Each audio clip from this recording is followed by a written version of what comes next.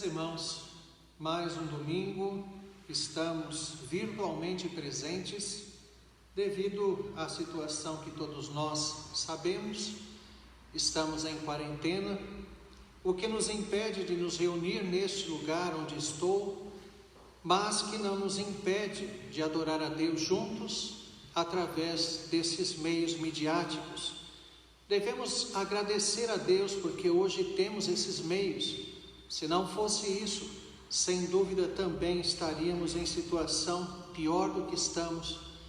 Então é motivo de gratidão a Deus que o Senhor conceda aos homens conhecimento, capacidade, para que sejam usadas para a glória dEle, para o nosso benefício em momentos como esse. Louvado seja o Senhor. Nós não somos seixonoye, não é pensamento positivo, mas nós devemos aprender a enxergar a bênção de Deus, o favor de Deus, mesmo nas situações de reveses. E é nesse espírito que nós estamos assim, reunidos de forma midiática para adorar a Deus. Vamos abrir as nossas Bíblias no Salmo de número 96. Salmo 96. Salmo bastante conhecido, diz assim a Escritura: Cantai ao Senhor um cântico novo, cantai ao Senhor todas as terras, cantai ao Senhor, bendizei o seu nome, proclamai a sua salvação dia após dia, anunciai entre as nações a sua glória, entre todos os povos as suas maravilhas, porque grande é o Senhor e muito digno de ser louvado, temível mais que todos os deuses, porque todos os deuses dos povos não passam de ídolos. O Senhor, porém, fez os céus. Glória e majestade estão diante dele, força e formosura no seu santuário. Tributai ao Senhor, ó famílias dos povos, tributai ao Senhor glória e força, tributai ao Senhor a glória devida ao seu nome. Trazei oferendas e entrai nos seus átrios, adorai o Senhor na beleza da sua santidade, tremei diante dele todas as terras. Dizei entre as nações, reina o Senhor, ele firmou o mundo para que não se abale, e julga os povos com equidade.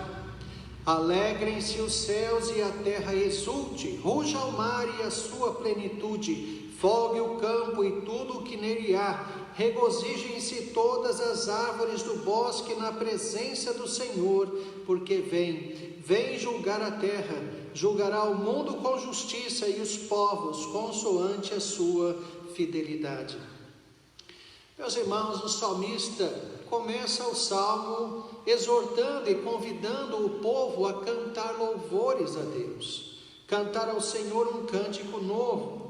Um cântico novo é um cântico de vitória, é um cântico de uma bênção que se renova constantemente, e isso todas as terras. É interessante que já no Antigo Testamento esse conceito é firmado. O Deus único e verdadeiro não era exclusividade de Israel. Era Israel o meio exclusivo de revelação deste Deus único a todos os povos. Mas a salvação não era exclusiva dos judeus, dos hebreus, da descendência de Abraão. Todas as terras eram convidadas através de Israel a adorar o Senhor. O Senhor é grande, é muito digno de ser louvado, temível mais que todos os deuses. É interessante que a impressão que dá é que o salmista não coloca Deus apenas acima de cada Deus, mas parece que ele junta todos os deuses, que a soma de todos os deuses dos povos não chega nem perto de Deus, do Deus verdadeiro. Isso porque os deuses dos povos não passam de ídolos. Eles são madeira, pedra, eles são metais, mas diz o salmista, o Senhor fez os céus.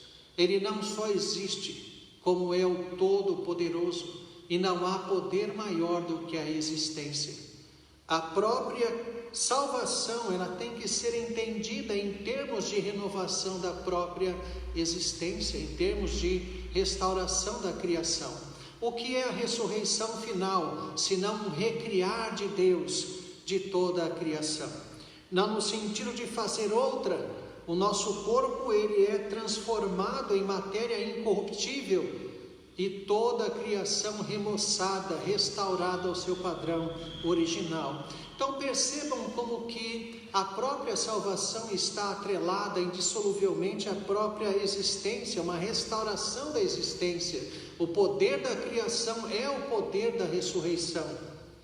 Tributai ao Senhor a família dos povos, tributai ao Senhor glória e força. Veja de novo as famílias dos povos, uma referência direta àquela promessa feita a Abraão, que nele seriam benditas todas as famílias da terra. As famílias dos povos devem tributar ao Senhor glória e força.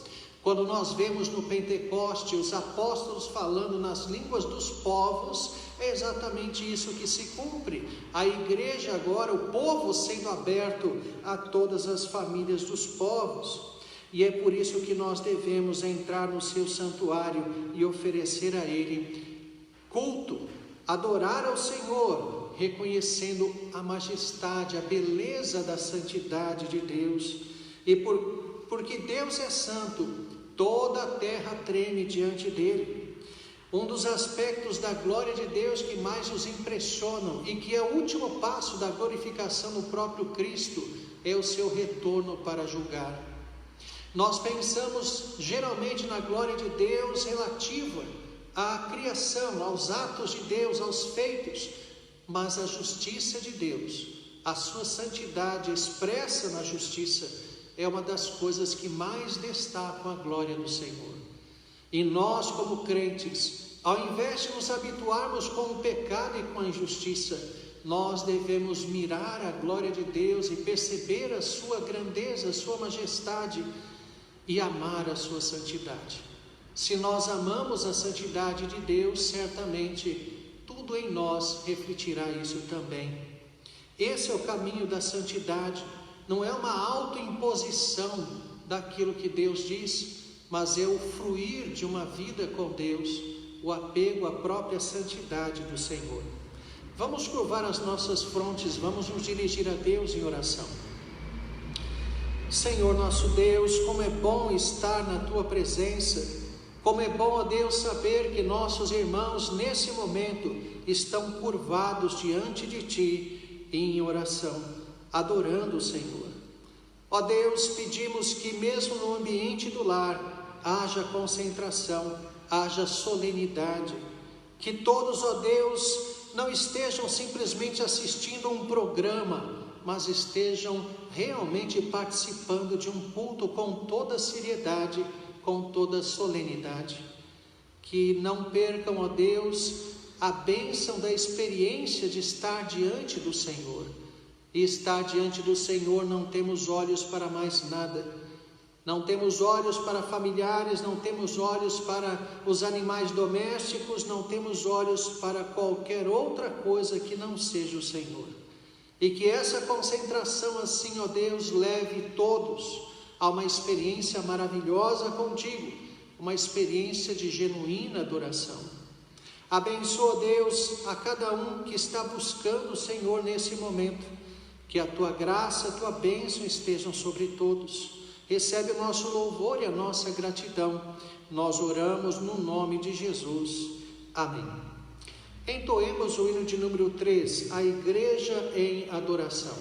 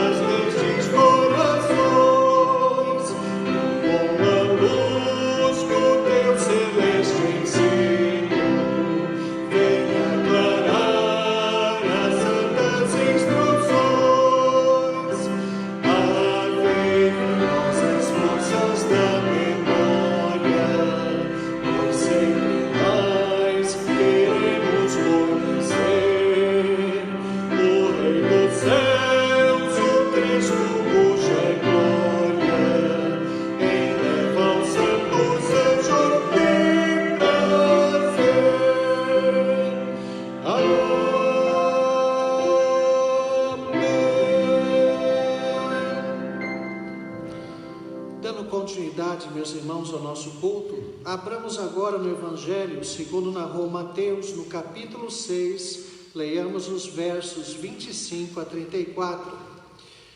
Mateus capítulo 6, a partir do verso de número 25. Diz assim a Escritura: Por isso vos digo, não andeis ansiosos pela vossa vida, quanto ao que haveis de comer ou beber, nem pelo vosso corpo, quanto ao que haveis de vestir.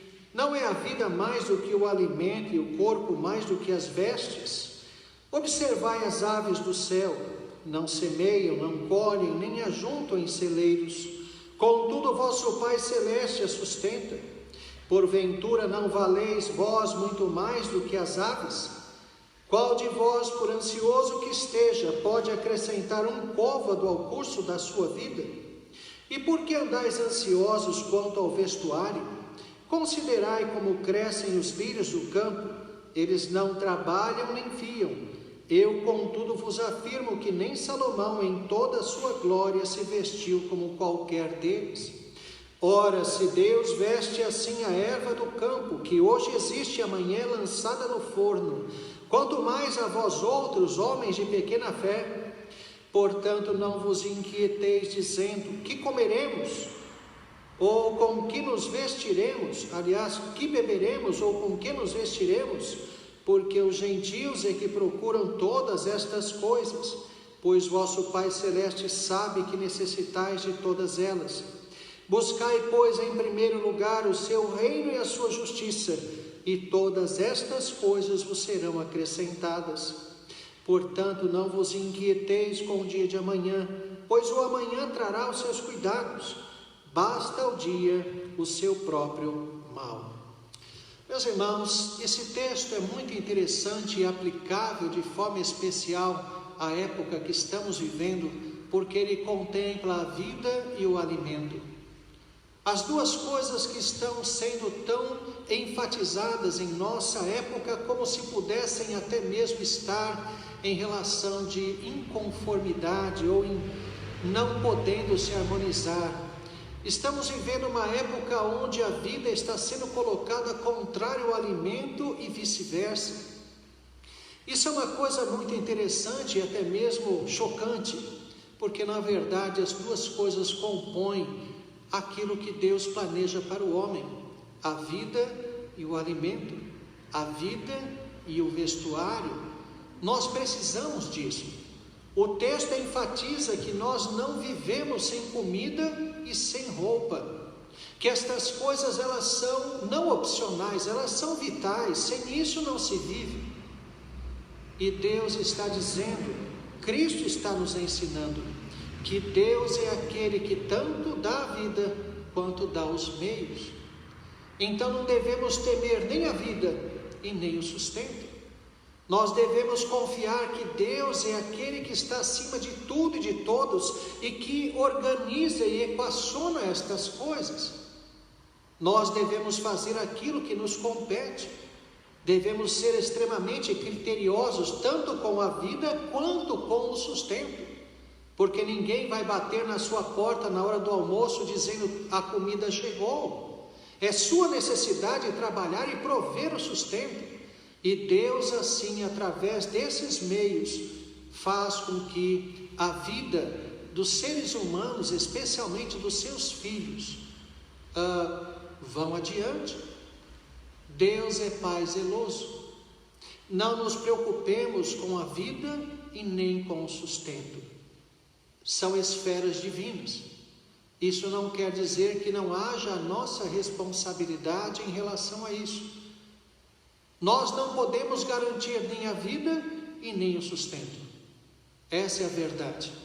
E é Deus quem então mantém a vida e faz com que haja os meios para o sustento. Aprendamos essas verdades tão preciosas numa época de tanto desespero, tanta exploração política, tanta maldade sendo manifestada com roupagem de bondade. Então, façamos aquilo que precisamos fazer com responsabilidade. É o que Deus espera de nós. Não devemos estar ansiosos, preocupados, desesperados para alguns com a vida. O Senhor é quem dá e quem tira. Não será uma pandemia que apressará a sua vida, pode ter certeza. Se Deus determinou que você morra nessa pandemia, você vai morrer. Simples assim. De novo, não quer dizer que você será irresponsável. Você fará a sua parte. No momento exato de Deus te chamar, Ele te chamará. Então seja responsável. Faça aquilo que você precisa fazer. Coloque nas mãos de Deus. Deus é aquele que provê a vida e o sustento. Não se desespere. Busque em primeiro lugar o reino de Deus e a sua justiça. Esteja sintonizado a Deus constantemente. E o Senhor providenciará. O Senhor conduzirá a vida de cada um dos seus filhos. Nós vivemos uma época em que qualquer coisa que você disser vale a máxima do direito americano. Você tem o direito de permanecer calado. Tudo que você disser poderá ser usado contra você. Então, se você se posicionar, qualquer coisa que acontecer que possa ser um revés em relação à sua posição, você será escrachado. Mas essa não pode ser a posição de um cristão. Ele não pode temer isso. Ele tem que se fixar na verdade, não importa o que aconteça. Ele tem que se fixar naquilo que as Escrituras ensinam, na sua responsabilidade. Ainda que um pastor morra defendendo a verdade, é isso. Simples assim. Não importa se por vírus, não se importa se por perseguição. A questão é, a verdade deve ser anunciada sem medo. E não será você que confirmará a verdade. Não tenha essa preocupação. Apenas viva conforme as Escrituras. Meus irmãos, vamos orar nesse momento pedindo perdão a Deus pelos nossos pecados. Vamos pedir a Deus também que nos dê sabedoria para vivermos de uma forma sábia, de uma forma bíblica, nesses momentos tão conturbados que temos vivido. Oremos. Senhor nosso Deus, graças te damos de todo o coração, porque o Senhor deu conhecimento aos homens para que pudéssemos, mesmo à distância, buscar o Senhor. Não é o ideal, longe disso, mas, ó Deus, é aquilo que podemos fazer, e uma parcela do alimento que nós teríamos se estivéssemos juntos aqui, podemos, ó Deus, receber por esse meio alternativo. Ó Deus, pedimos que o Senhor perdoe os nossos pecados, que o Senhor perdoe, ó Deus, todas as vezes que tivemos medo da morte, todas as vezes que tivemos uma sensação de pânico, como se estivéssemos desassistidos, como se o Senhor, ó Deus, não fosse o nosso pastor, como se não fosse aquele que nos leva a pastos verdejantes e nos alimenta, ó Deus, aquele que nos conduz também a águas de descanso. O Senhor, além de pastor, o Senhor é mais do que isso, é nosso Pai, e é Pai zeloso. Se nós que somos maus sabemos dar boas dádivas aos nossos filhos, quanto mais o Senhor. Que nós, portanto, não desconfiemos de Ti, dando a Deus guarida a qualquer sensação de desespero, de desamparo. Que nós confiemos no Senhor. Que nós, ó Deus, saibamos que não apenas a vida, mas o sustento vem do Senhor, e é Tua jurisdição. Nós não podemos manter a nossa vida, e nós também não podemos garantir o nosso sustento. Tudo vem de Ti. Mas isso não exclui, ó Deus, uma responsabilidade que o Senhor coloca sobre nós.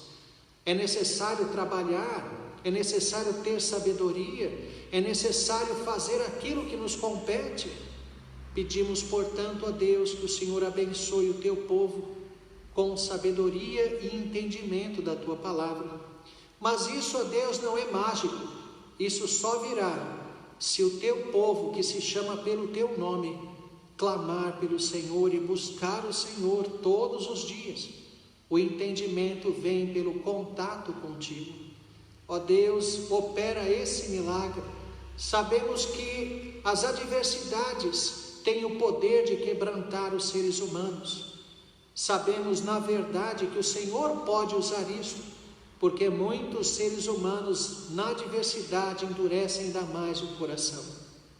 Pedimos que o Senhor use, ó Deus, esse momento para renovar na consciência da humanidade o quanto todos necessitam de Ti, e chamar assim os Teus eleitos pelo Teu Santo Espírito, mediante a Tua palavra. Mais uma vez, ó Deus, externamos, perdoa-nos, e queremos sentirmos-nos assim, ó Deus, perdoados e no centro da Tua vontade. Nós oramos agradecidos, no nome santo do Senhor Jesus. Amém. Meus irmãos, entoemos o hino de número 32, o Deus fiel. Como temos dito, nas ocasiões normais de culto, seria o momento de dizimarmos e ou ofertarmos. Assim, lembro os irmãos da necessidade de serem fiéis também nos dízimos e ofertas, para que a igreja continue a saldar com as suas responsabilidades, tanto nas causas locais, quanto também em missões. Assim, os irmãos têm as contas da igreja disponibilizadas para depósito, e espero que os irmãos estejam fazendo isso, porque faz parte da nossa responsabilidade como crentes, mesmo numa época como essa. Vamos cantar então a fidelidade de Deus no hino de número 32, o Deus fiel às suas promessas.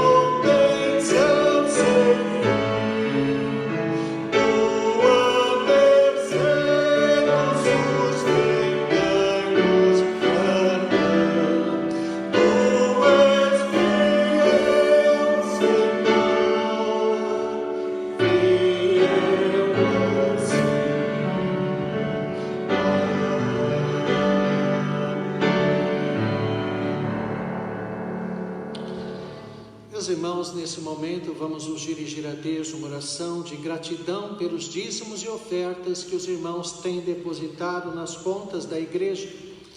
Também vamos orar pelos enfermos, por todos os que estão sendo atingidos pelo coronavírus, quer na forma do contágio, a doença, quer na forma da privação, do desemprego, da falta do sustento.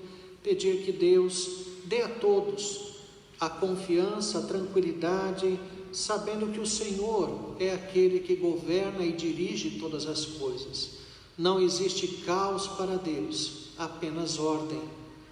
Vamos orar também agradecendo a Deus a sua direção e pedindo sabedoria.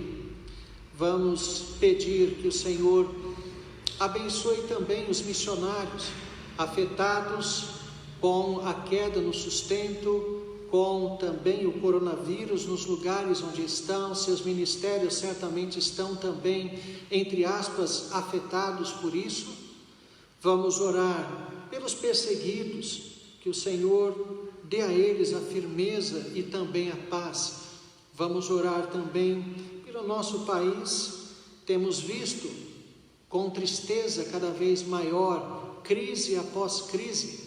Temos visto os poderes se digladiando, temos visto uma politização dessa pandemia que só mostra o quanto os nossos governantes não pensam na população. Nunca houve uma classe política tão desastrosa, tão incompetente, tão despreparada, tão corrupta como essa que nós temos visto nos nossos dias.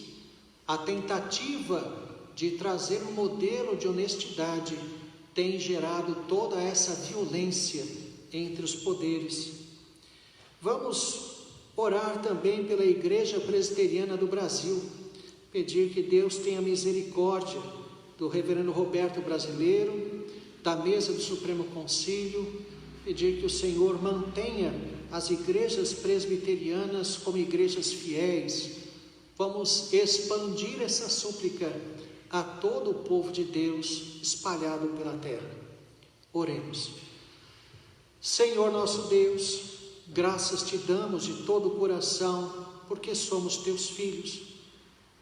Nada havia em nós e nada há em nós que tenha atraído o teu amor e o teu favor. E isso, ó Deus, apenas aumenta ainda mais o nosso amor e a nossa gratidão para contigo. Mas, ó Deus, o fato do Senhor ter se revelado a nós e nos concedido nova natureza, nos habilita, mediante a palavra, a ter, ó Deus, uma visão totalmente outra do mundo, da vida, da morte, de todas as coisas.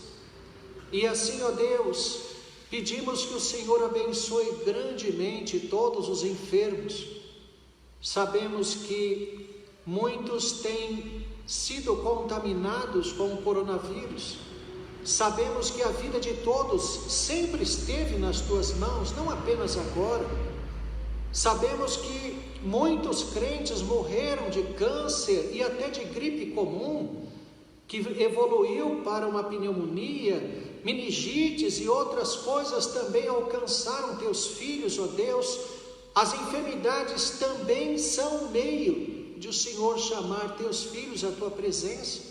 Que nós não olhemos para essa atual situação como se fosse algo fora de controle, como se o Senhor não estivesse acima e dirigindo todos os acontecimentos, como se a minha vida pudesse ser abreviada por causa de uma pandemia.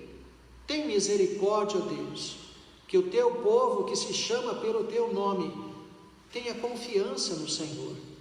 Ó Deus, isso não significa irresponsabilidade, mas apenas, ó Deus, que faça aquilo que compete, cada crente com toda a responsabilidade e seriedade, mas espere no Senhor, com paz, com confiança.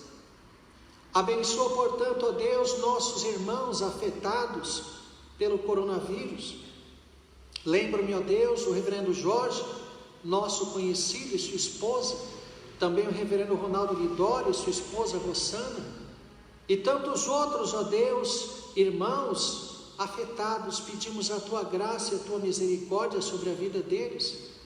Também, ó Deus, sobre aqueles que já estão desempregados, ou então aqueles que têm pequenos comércios e fechados há meses. Tem misericórdia, ó Deus, dá o sustento, dá a paz. Pior, ó Deus, do que enfrentar a carestia é, ó Deus, aquela preocupação que corrói a alma. Tem misericórdia. Também move, ó Deus, os teus filhos para assistirem aqueles que estão passando por dificuldade, que saibam dividir. Dificilmente, ó Deus, nós teremos aquilo que dá, que está sobrando, mas o conceito das Escrituras é dividir, que nós aprendamos a dividir o nosso sustento com aqueles, ó Deus, especialmente irmãos, que estão enfrentando dificuldade. Abençoa, portanto, o teu povo, ó Deus, que seja esta pandemia uma ocasião de avivamento, uma ocasião, ó Deus, de aprofundamento na comunhão contigo, de maior conhecimento do Senhor, maior amor fraternal, que a igreja resgate, ó Deus, o seu papel de igreja, a sua vivência de igreja. Pedimos, ó Deus, que abençoes também os missionários, que afetados no sustento, também expostos, ó Deus, ao vírus, aqueles irmãos com quem trabalho nos locais de evangelização, também afetados, tem misericórdia. Pedimos, ó Deus, também pelos perseguidos, que continuam sendo perseguidos apesar do coronavírus, tem misericórdia deles. Pedimos também, ó Deus, que abençoes o nosso governo. Esta pandemia tem mostrado, ó Deus, os intestinos, o fedor dos intestinos da política do Brasil. Tem misericórdia.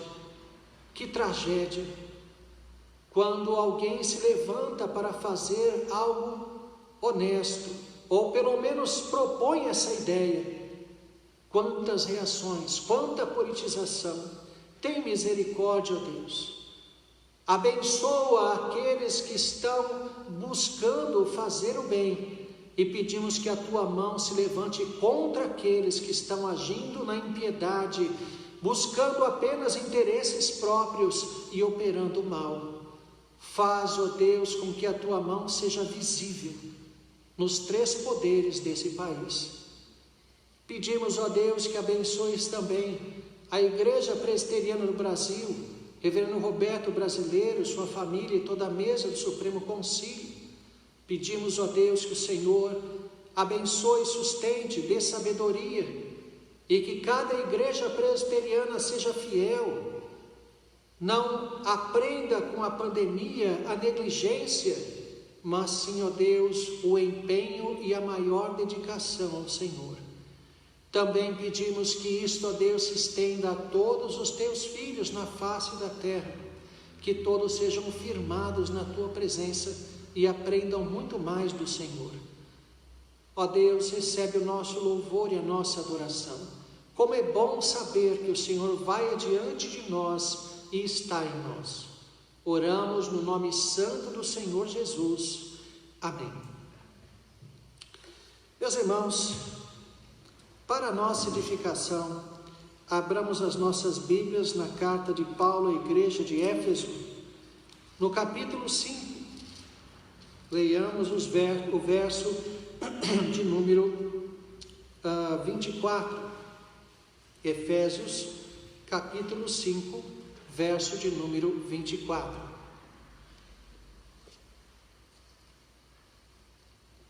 Diz assim a Escritura: como, porém, a igreja está sujeita a Cristo, assim também as mulheres sejam em tudo submissas ao seu marido. Vou ler novamente. Como, porém, a igreja está sujeita a Cristo, assim também as mulheres sejam em tudo submissas ao seu marido. Vamos nos dirigir novamente a Deus em oração. Senhor nosso Deus, tua palavra está diante dos nossos olhos e não nos atrevemos a chegar até ela, a não ser pela iluminação do Teu Santo Espírito. Pedimos que o Senhor assim, ó Deus, fale ao nosso coração. Que o Senhor nos dê, ó Deus, momentos adequados, ainda para aqueles que estão em suas casas, que não sejam, ó Deus, atrapalhados por questões domésticas, que se concentrem, ó Deus, no culto que estão prestando ao Senhor e ouçam a Tua voz. Que todos nós ouçamos aquilo que o Senhor tem a nos dizer nesta manhã, para que sejamos mais fiéis, mais dedicados, e no caso do sentido do texto, que o nosso matrimônio seja mais abençoado. Oramos no nome santo do Senhor Jesus. Amém. Meus irmãos, nós retomamos a exposição da carta aos Efésios, e isto lembrando que o que nós temos em pauta neste verso é um dos assuntos, dos temas mais difíceis que existe na vida cristã, que ocupa talvez o primeiro lugar em oposição na sociedade, que é a questão da submissão da esposa ao marido. Talvez não haja princípio bíblico mais rechaçado hoje do que esse.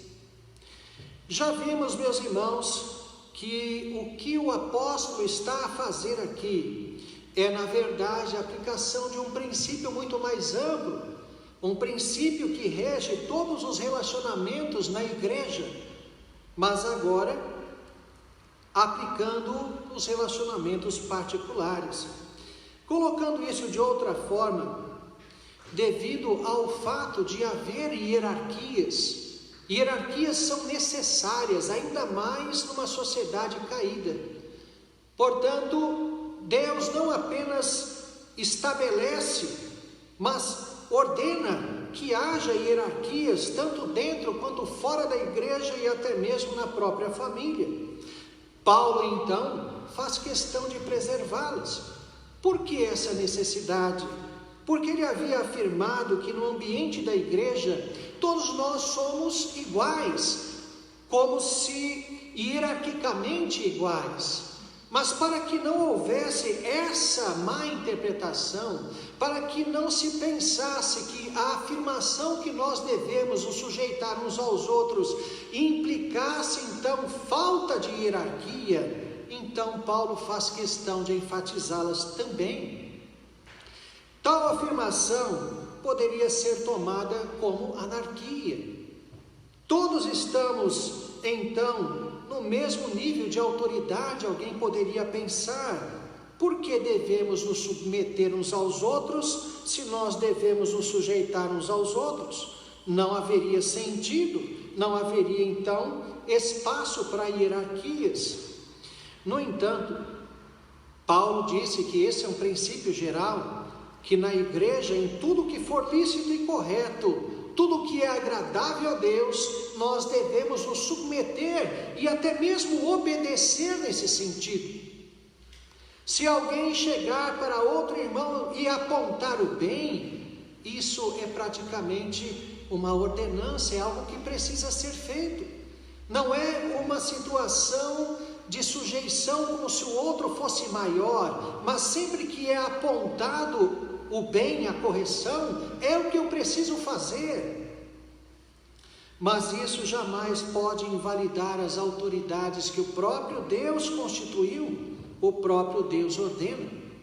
Isso jamais deverá ser usado, portanto, para anular qualquer tipo de hierarquia reconhecidas e ordenadas pelo próprio Senhor.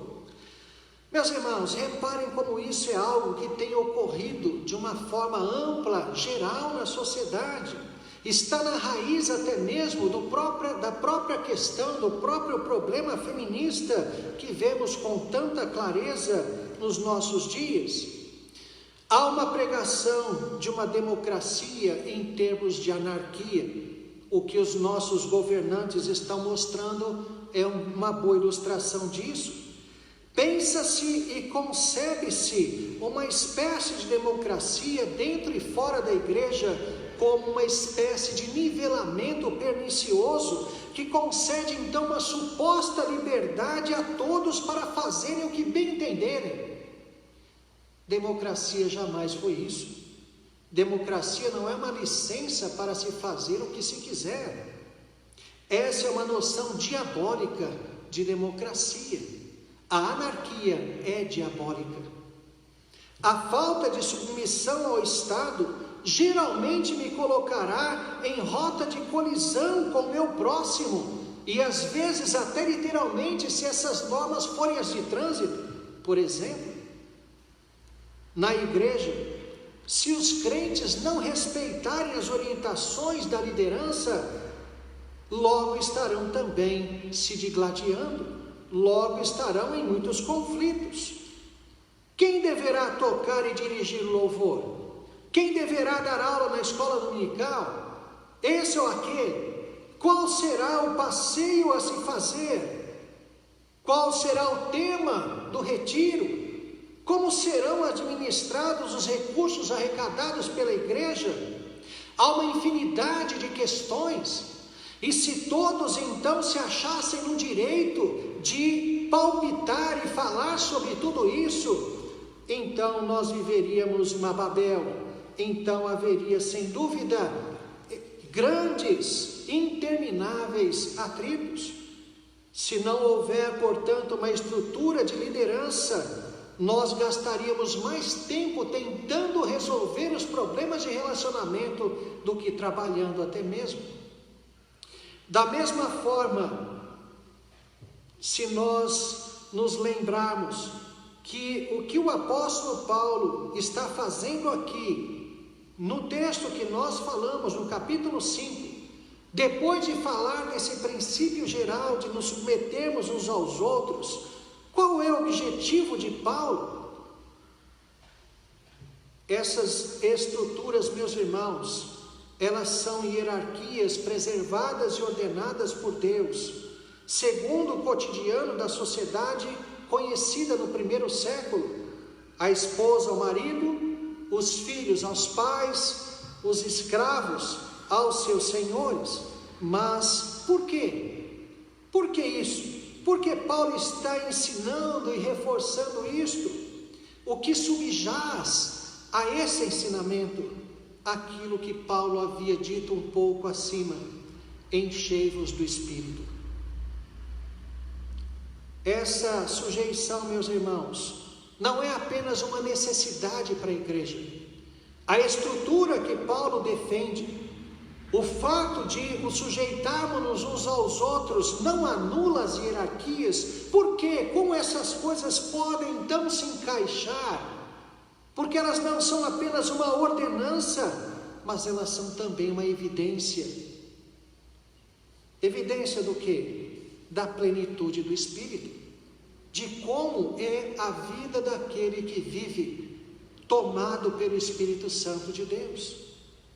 Tudo que o apóstolo fala a partir do verso 2 é como se dá a vida de quem é cheio do Espírito Santo em seus relacionamentos domésticos.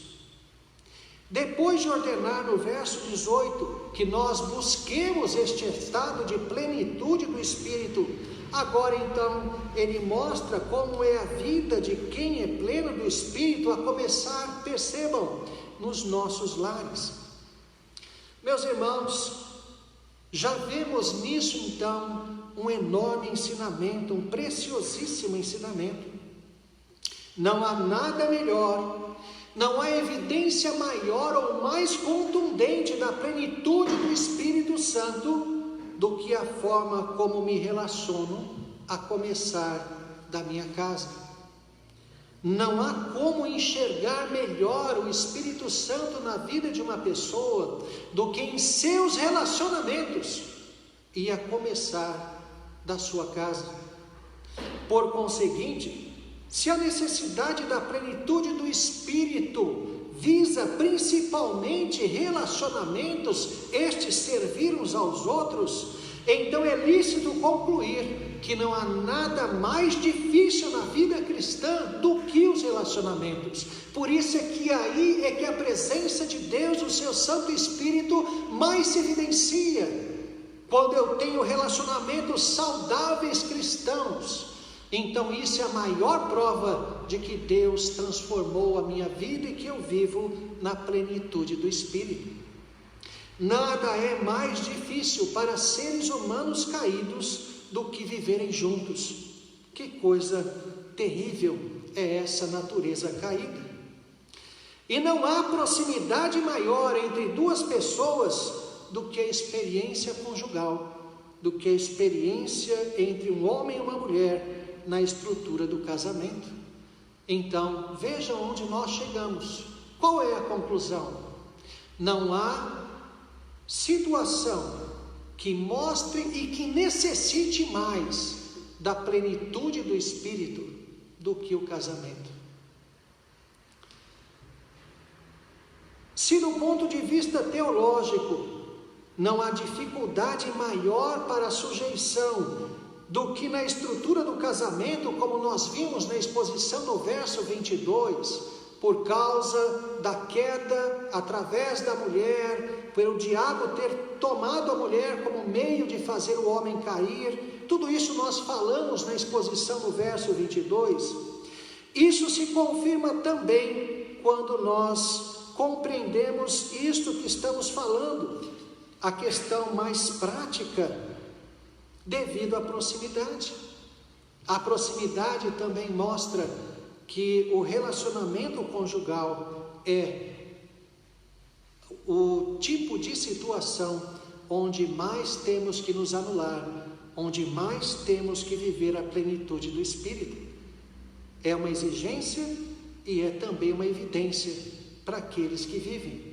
É a plenitude do Espírito, meus irmãos, que nos habilita a viver de uma forma a morrer para as nossas próprias vontades, morrer para o nosso eu. Sem isso, certamente o casamento será uma experiência, na maior parte das vezes, sofrível e terá os seus dias contados. Eis a razão do porquê o casamento é um estatuto em extinção na nossa sociedade. Falando-se especificamente da esposa, porque é o que o nosso texto está fazendo, do marido nós começaremos a falar, se Deus permitir, no verso seguinte. A falta da anulação do eu feminino tem levado a muitos divórcios. A mulher, ao invés de assumir a submissão, ela tem se imposto cada vez mais, conforme a nossa própria sociedade estimula. Como já vimos, a submissão não é a aceitação de tudo o que o marido quer ou o que o marido faz. Quando no nosso verso Paulo diz em tudo, isso não quer dizer todas as coisas, mas sim em todas as áreas. Não é tudo o que o marido quiser. Já vimos que o limite da submissão é o limite que separa o pecado da santidade. Se é pecado aquilo que o marido pretende, então a mulher não apenas não vai fazer, mas ela vai se levantar contra ele, porque ele não deve fazer. No entanto, em tudo o que vir o Senhor em seu marido, isto é, em tudo que for de acordo com as escrituras que o seu marido estiver propondo, então esta mulher de Deus deverá não apenas ceder aquilo que o marido está dizendo, mas apoiá-lo, ajudá-lo, ser a auxiliadora. Reparem, meus irmãos, não é uma questão de preferências de coisas ou até mesmo de métodos, sendo coisas e métodos aprovados. Não pode haver disputas de preferências. Eu preferia que fosse assim. Eu preferia que aquilo fosse de outro jeito. A esposa pode e deve sugerir, expressar o que ela pensa. Deve ser uma esposa sábia. Mas se o marido decidir por aquilo que ele acha que é em si correto, ainda que não seja aquilo que a esposa acredita que seja o melhor, então ela deve apoiá-lo sem nenhuma restrição. Há casos em que se percebe que a esposa torce para dar errado aquilo que o marido decidiu, só para poder dizer depois: eu não falei, eu não te disse. Isso não é submissão, isso é arrogância. Isso é uma atitude extremamente arrogante. Achar que o marido deve sempre fazer aquilo que ela, a esposa, acha melhor. Isso mostra que ela acredita estar sempre certa, que ela tem a palavra da verdade. Pior que isso, se o marido sempre acatar o que a esposa está sugerindo, então quem governa a casa? Quem é o cabeça? A esposa que age assim mostra tremenda arrogância e insubmissão. É necessário considerar também, meus irmãos, quando falar. A sabedoria não se expressa apenas por seu conteúdo, mas também pelo momento. Quando se fala, é tão importante como aquilo que se fala. Uma mulher cheia do Espírito Santo, uma mulher esvaziada de si mesma, não fará questão de falar algo, de dizer alguma coisa, simplesmente porque acha que tem que dizer. Ela será conduzida pelo Espírito. Ela tem uma aura de espiritualidade. Ela não é movida por sua carne a abrir a sua boca quando quiser, mas ela vai ser movida pelo Espírito para abrir a sua boca com sabedoria no momento adequado para tratar o assunto. Na prática, há esposas que se acostumaram sempre a dar a sua opinião. Não há um único assunto que o marido diga que ela não se pronuncie, e às vezes até criticando alguma coisa. Certamente não estou sugerindo que biblicamente a mulher deve permanecer em silêncio diante do marido. É certo que ela deve participar, deve ser participativa.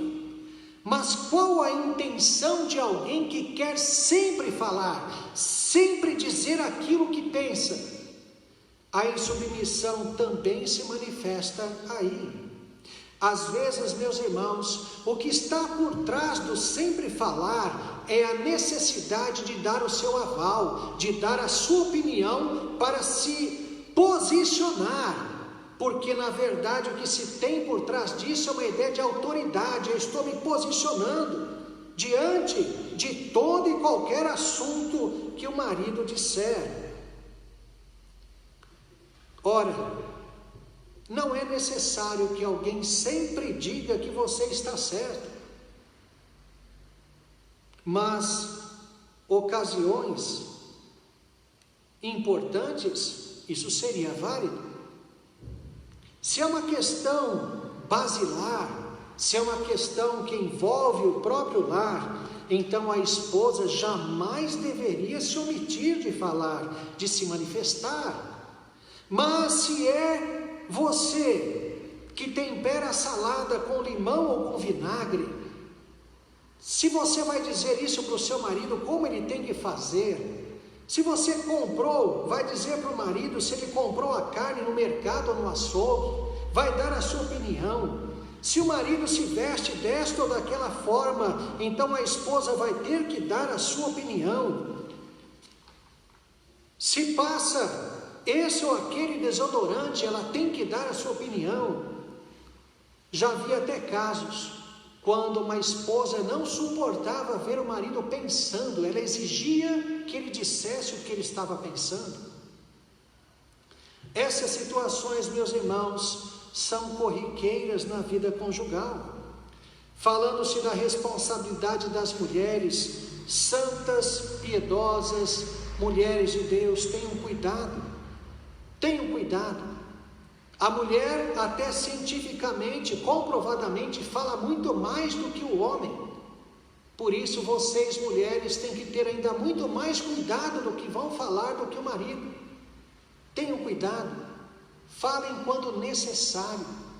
Não queiram dar opinião sobre tudo, como se vocês soubessem de tudo e têm que sempre falar para o marido o que ele tem que dizer. É insuportável uma pessoa que saiba tudo. Porém, reparem como tudo na vida cristã, a ênfase não está tanto na luta para evitar de fazer o que é errado, mas no desejo, na vontade de fazer o que é certo. Em outras palavras, o que se requer de uma esposa cristã não é que ela diga consigo mesma, ou ao marido, ou mesmo a Deus: a partir de hoje sou uma mulher mudada. Decisões assim são malignas, diabólicas, meras palavras soltas no vento. Não é isso que Deus quer, e muito menos o seu marido. O que essa mulher precisa, de fato, é buscar muito mais a Deus, é buscar com mais intensidade, com mais dedicação, porque é isso que é ser cheio do Espírito. É assim que nós acessamos a plenitude do Espírito, não são palavras jogadas ao vento. Assim, é dessa forma que a mulher cristã vai ser em tudo orientada pelo Santo Espírito de Deus e vai ser uma bênção. Como diz o provérbio, uma mulher que vale muito mais do que ouro, prata, o tesouro da vida de um marido. É exatamente, meus irmãos, aprofundando-se no relacionamento com Deus, que o Espírito Santo governa a vida de um crente. Não há outra forma. Não é você uma decisão, eu vou mudar. Isso não funciona, isso é ilusório, isso é diabólico. É a busca de Deus. Se você passa o dia inteiro sem buscar a Deus e quer mudar, isso é ridículo, jamais acontecerá. Apenas aprofundando-nos no relacionamento com Deus, que assim, ao abrir e fechar a boca, ao abrir a boca sobre o que falar, quando falar, o Espírito Santo guiará a todos, no caso específico do texto, a mulher cristã. De forma geral, o verso 24 tem como pano de fundo o relacionamento. Casamento é relacionamento, mas repare o que Salomão diz em Provérbios a respeito de uma das questões relativas ao casamento, ou como ele descreve um mau casamento. No verso 21:19, melhor é morar numa terra deserta do que com a mulher rixosa e iracunda. No capítulo 25, verso 24, melhor é morar no canto do eirado do que junto com a mulher rixosa na mesma casa. Vejam da perspectiva do marido o que é estar casado com uma mulher rixosa. Como é difícil se relacionar com alguém que está sempre reclamando, brigada com a vida, com todo mundo, de mau humor. Às vezes se olha para esses versos como se aplicassem apenas a brigas. Uma mulher que está sempre brigando é mais do que isso. Há pessoas que estão brigadas com a própria vida e consigo mesmas.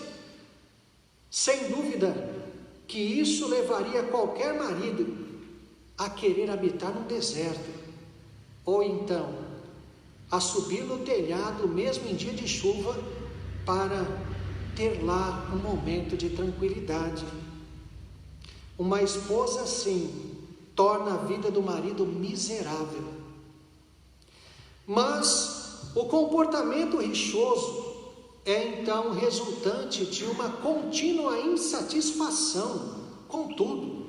É uma pessoa que não tolera viver com a mínima situação que a desagrade.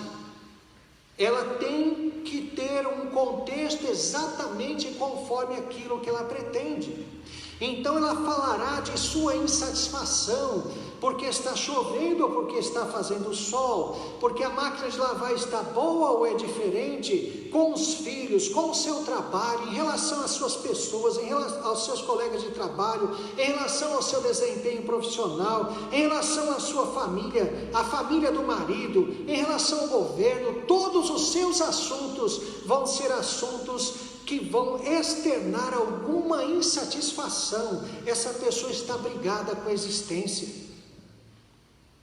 É uma pessoa que se acostumou a ver apenas coisas ruins, que se acostumou, portanto, a ver e a manifestar apenas críticas. Essa é uma pessoa que tem repelente natural a relacionamentos. As pessoas tenderão a ficar longe dela, com certeza, porque ninguém suporta ficar continuamente na presença de alguém com esse comportamento. Isso, meus irmãos, não é mero traço comportamental. Isso não está ligado simplesmente a ocasiões que se viveu no passado como algum trauma. Nós não somos adeptos de uma mera psicologia. Isso é falta de espiritualidade. Deus transforma as pessoas.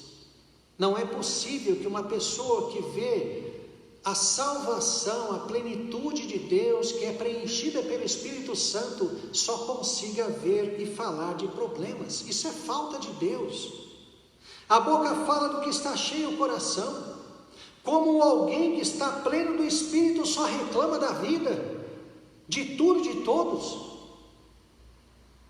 O resultado será uma esposa que quererá falar ao marido, dando o seu aval, vendo em tudo que o marido faz alguma coisa a ser melhorada, ou então alguma indicação de como ele deve fazer, e entenda-se com isso, algo melhor, porque aquilo que ela indica certamente é o melhor. Então ela vai reprovar coisas e vai aprovar outras, sempre falando, desde como se aperta o tubo da pasta de dente, até que tipo de tomate ele deve comprar. Isso, meus irmãos, é uma inconformidade com a vida tremenda. É expressão de infelicidade. E tudo isso vai levar à insubmissão. Uma pessoa de difícil relacionamento. Repare, o casamento, então, ele é descrito nas Escrituras como uma bênção. O relacionamento, que é o mais difícil, é também o mais abençoado.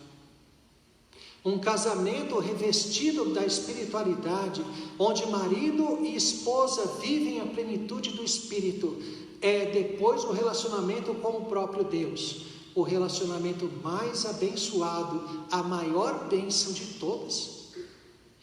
Certamente, as coisas mais difíceis são também as que valem mais a pena. Em época em que tantas feministas e tantos feminismos surgem, a bênção do casamento tem sido privada por parte de mulheres insubmissas. Paulo diz que como Cristo se relaciona com a igreja, e ele não tem em vista o relacionamento imperfeito, não é o relacionamento simplesmente indicado na nossa forma ainda caída, mas é o eterno amor do noivo, do cordeiro, por sua esposa. Aquilo que ele faz, como esse relacionamento se processa. Não há nenhum exemplo de maior perfeição, santidade e beleza do que relacionamento entre Cristo e a sua igreja. E é exatamente isso que Paulo diz, é assim, o casamento deve ser assim.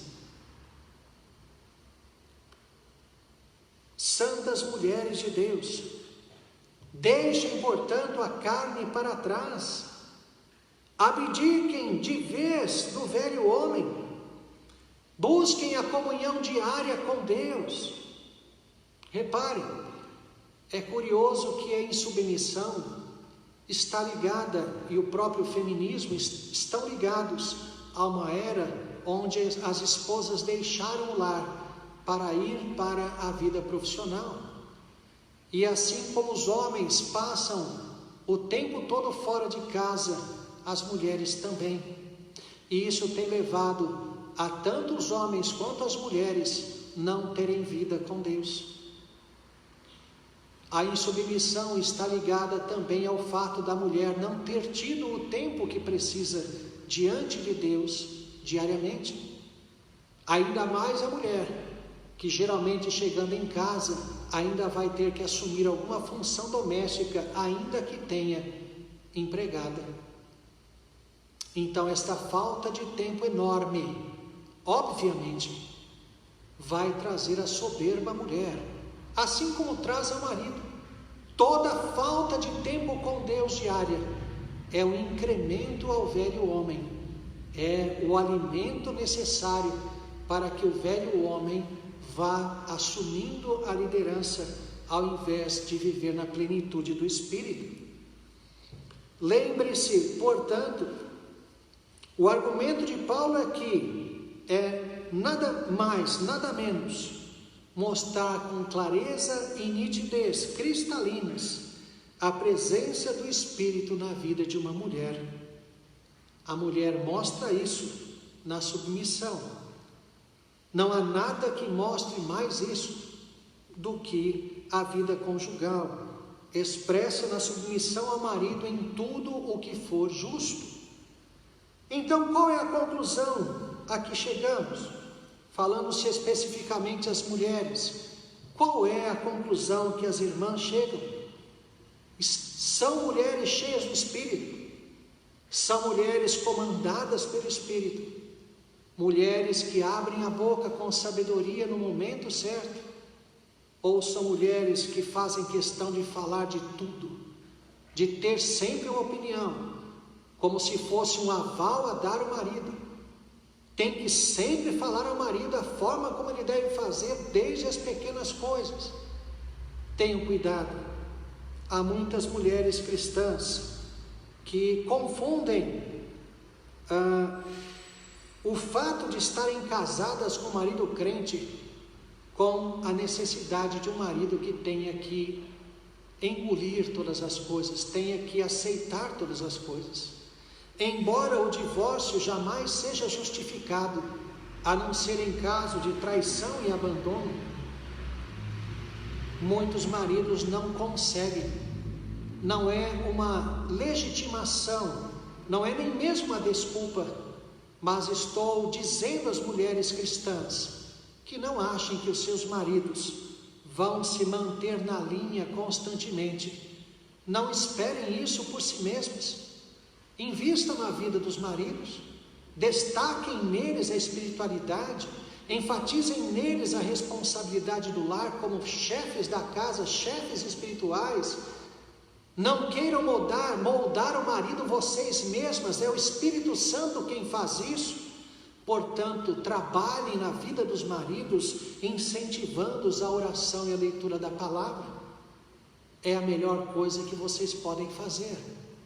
Tenho visto com tristeza que mulheres cristãs simplesmente descansam no fato: meu marido é convertido, e relaxam completamente, acreditando que a tragédia conjugal jamais as alcançará. Pensem nisso, invistam. Os maridos não estão de fora, têm o seu papel. No entanto, deveremos explorá-lo mais detidamente a partir do próximo verso. Que Deus abençoe a todos, que todos nós tenhamos matrimônios abençoados, na medida nada mais nada menos do que o relacionamento de Cristo com sua igreja. Que Ele, portanto, nos abençoe. Amém. Meus irmãos, entoemos o hino de número 178, hino de número 178, a excelência do amor.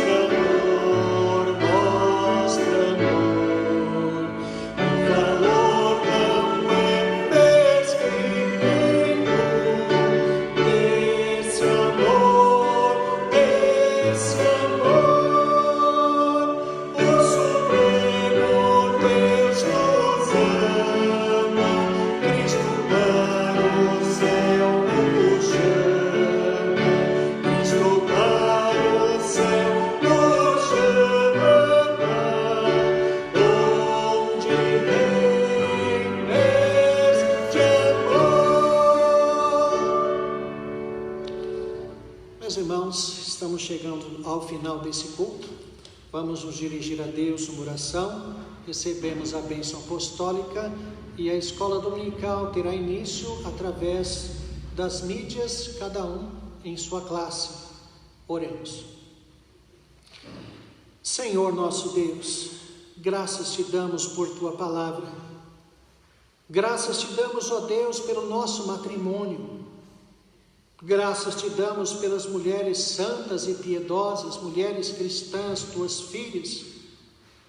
Ó Deus, pedimos em favor dos casamentos, dos matrimônios, especificamente, ó Deus, quanto ao papel das esposas, tão expostas, tão, ó Deus, afetadas por uma sociedade feminista, mulheres que têm assumido a liderança da casa, às vezes financeira, às vezes intelectual, por ter estudo maior do que o marido, mas que essas mulheres, ó Deus, jamais, em hipótese alguma, queiram assumir a liderança da casa.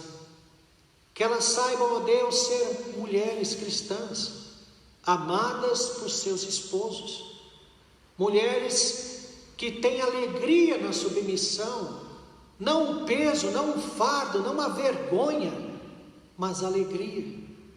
Alegria por se reconhecer no centro da vontade de Deus. Alegria por perceber que esse é o santo e o abençoado papel que tem na vida da família e na estrutura do casamento. Portanto, ó Deus, coloca freio na língua das esposas, sabedoria, para que saibam o que falar e quando falar. Mas sabemos, ó Deus, que existe uma responsabilidade muito grande por parte delas, que é buscar a tua presença todos os dias. Jamais haverá sabedoria numa mulher longe de ti, assim como num homem longe de ti. Assim, ó Deus, mulheres que têm assumido um perfil profissional, que elas sejam, ó Deus, alcançadas por ti, para que se lembrem que não há papel maior, mais abençoado, mais digno da mulher do que ser mãe e esposa. Pedimos, ó Deus, que o Senhor assim resgate esse papel na vida das tuas filhas. Querem trabalhar fora, querem participar do orçamento, isso não é em si pecaminoso, mas que elas saibam, ó Deus, assumir o seu papel e jamais priorizar o sustento da casa, porque esse papel é do marido. Ó Deus, pedimos que o Senhor renove as famílias da igreja, renove, ó Deus, não apenas nos sentimentos, mas nas convicções de fé. Crer numa família cristã, numa família no modelo das Escrituras, não no modelo da sociedade, não uma família feminista. Ó Deus, resgata essa estrutura, essa hierarquia. Ajuda as tuas filhas, aviva o coração das santas mulheres de Deus, para que vivam, para que assumam, para que sejam a bênção que devem ser para o marido e para a família. Louvor e glória acima de tudo ao teu santo nome. É a nossa oração, agradecidos, no nome santo do Senhor Jesus. Amém. Que a graça do nosso Senhor e Salvador Jesus Cristo, o amor de Deus, o nosso eterno e todo-poderoso Pai, o ensino, as consolações e o poder do Espírito Santo de Deus, estejam, meus irmãos, convosco, sobre toda a igreja do Senhor na face da terra, hoje e para todo sempre. Amém.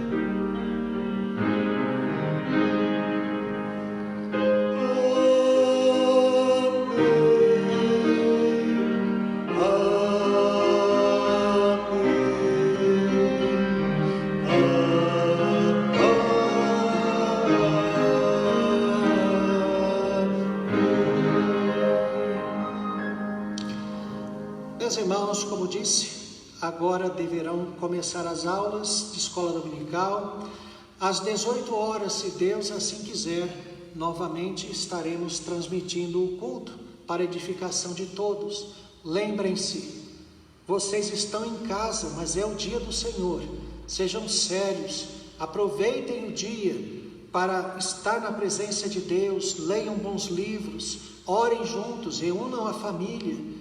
Não deixem de aproveitar o dia, não fiquem simplesmente vendo esses filmes trazendo para dentro da casa de vocês o mundo. Isolem-se do mundo hoje, façam esse serviço a si mesmos. Vocês não estarão de forma alguma fazendo favor a Deus, mas a vocês mesmos. Consagrem esse dia a Deus, sejam responsáveis. E se Deus assim permitir, às 18 horas estaremos juntos. Em relação aos cultos transmitidos e as transmissões das programações de meio de semana, elas deverão continuar, porque já há aí sinal de que a quarentena aqui em São Paulo deverá ser expandida. De qualquer forma, o Conselho deverá se pronunciar essa semana em relação a tudo isso. Que Deus abençoe a todos.